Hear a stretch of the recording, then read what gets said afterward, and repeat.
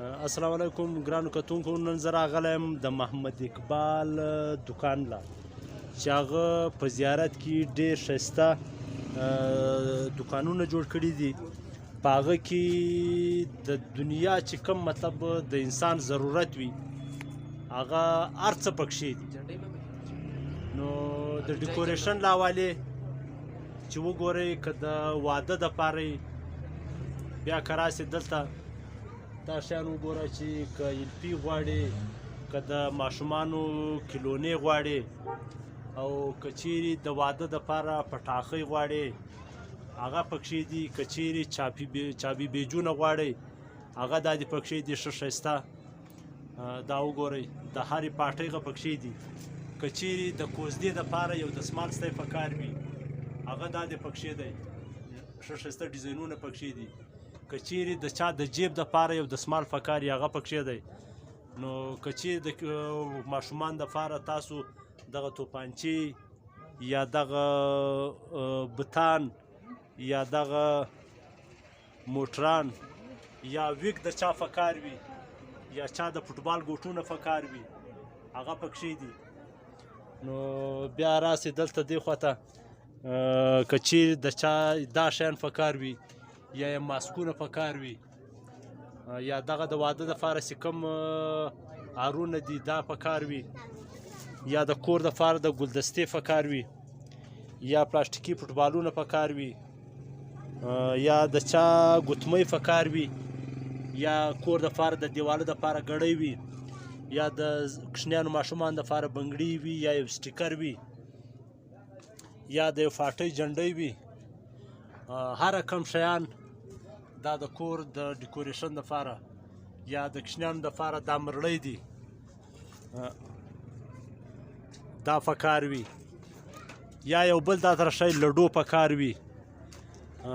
دا انشاءالله تعالی د محمد اقبال په دکان کې سته.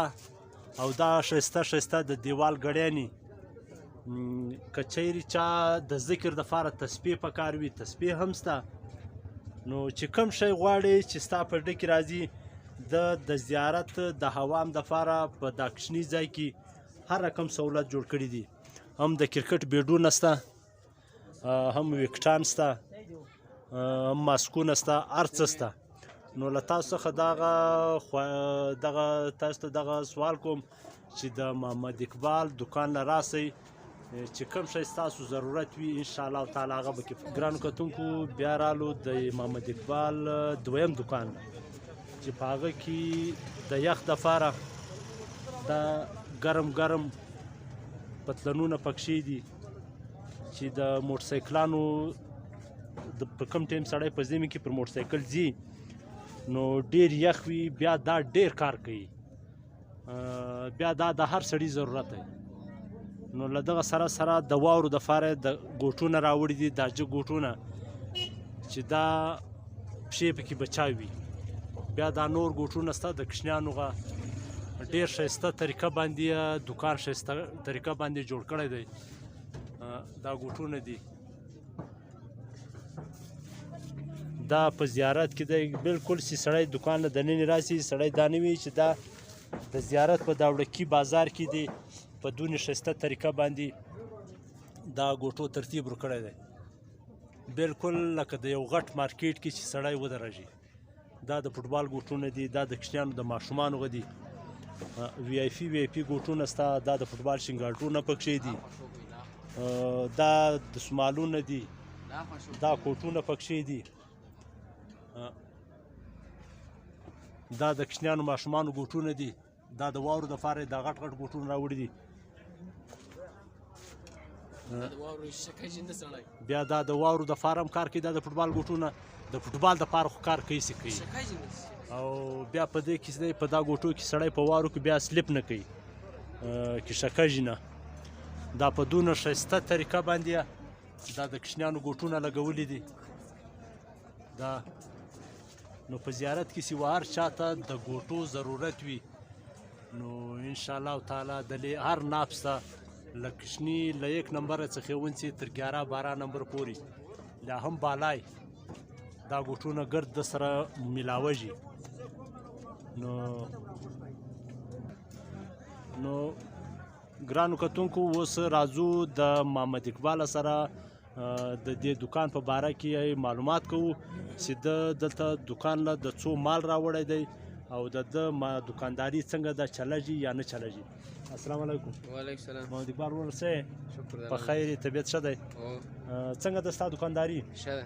ګزاره کوي؟ د ماښام ډوډۍ کې پیدا کېږي؟ ماشاءالله دکان خو د ډېر ښایسته جوړ کړی دی، په ډېره ښایسته طریقه باندې ډېر ښه ښایسته ترتیب در کړی دی. که دغه دکان دی که لاخوا د ډیکوریشن دکان دی، نو د دکان ته څو مال راوړی دی؟ 3 لک. د 3 لک روپۍ مال راوړی دی. نو څو به خرڅ شوی په داګر ټیم کې؟ 90,000. د 90,000 خرڅ شوی دی. نو 2 لکه 10,000 روپۍ غلیا پاته دی. نو څنګه دی چې چلېږي، ګراک راځي؟ ښه دی، ښه دی. ګزاره کوي؟ بس الله د روزي تر دې هم خوږه کړي، تر دې هم ښایسته کړي چې موږ خو دا وایو چې ستا دوکان نه دروځي چې 10 راځي، یو 20 ګراکان در راشي، یو 20 راځي، 40 در راشي. ماشاءالله ډېر ښایسته دوکان یې جوړ کړی دی. نو ګرانو کتونکو که بیا هم په زیارت کې چاته د ګوټو ضرورت یا د نور د ډیکوریشن ضرورت نو د محمد اقبال دکان 24 غنټې خلاص دی. 24 غنټې دلې دی کې ویده ژم دلته. نو تاسو وراتلی سئ، د څخه د هر قسم ګوټونه او هر قسم د کوچنیانو خولیانې او هر قسم ډیکوریشن ترلاسه کولی سئ. نور مو ښه ژوند غواړم، کور مو ودان، په مخه شه. ګرانو کتونکو زما چینل د سره سبسکرایب، لایک او فالو کوئ.